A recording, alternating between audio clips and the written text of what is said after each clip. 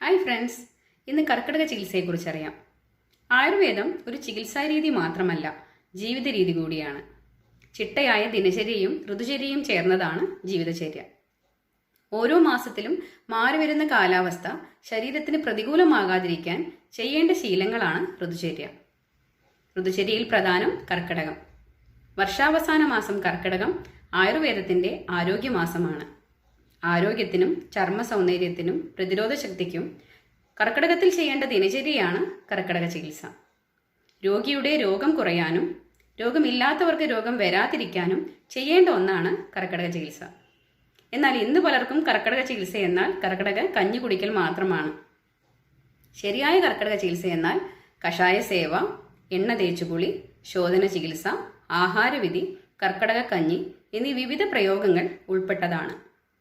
ഒരു വ്യക്തിയുടെ ശരീരപ്രകൃതിയും രോഗാവസ്ഥയും അനുസരിച്ചാണ് കർക്കിടക ചികിത്സ ചെയ്യേണ്ടത്.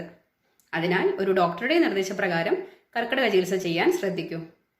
വീട്ടിലിരുന്നും കർക്കിടക ചികിത്സ ചെയ്യാവുന്നതാണ്. ഓരോ അറിവും നിങ്ങളുടെ പ്രിയപ്പെട്ടവർക്കായി ഷെയർ ചെയ്യൂ.